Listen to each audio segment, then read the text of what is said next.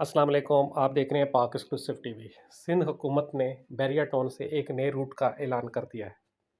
AV4 के नाम से ये बस चलेगी, जो बैरिया टाउन से नुमाइश तक आएगी। इस वक्त एक जो है बस AV1 के नाम से जो चल रही है, वो बैरिया टाउन से मलिर हार्ड आती है और मलिर हार्ड से फिर आगे जो है उसको चेंज करके भेजा जाता है CVO तक। लेकिन ये बिल्कुल नया रूट है, ये आप देख सकते हैं कि इसके चार्जेबल होगी और ये जो है शुरू होगी बैरिया टाउन से और जाएगी नुमाइश चुरंगी तक।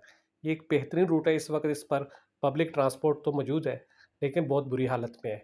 ये एक नई बसें होंगी जो बेहतरीन चलेंगी और आवाम की ख्वाहिश थी कि इस रूट पर एक बस चलाई जाए। इसी को देखते हुए सिंध हुकूमत ने फैसला किया है कि बैरिया टाउन से एक नया रूट शुरू किया जाए। ये रूट जो है 24 जुलाई से शुरू होगा और बैरिया से होता होगा, यानी कि सैराब गोड जो है और गुलशन मेमार वालों की बड़ी ख्वाहिश थी कि एक रूट हो, इन सब को कवर करता हुआ ये नुमाइश चुरंगी आएगा।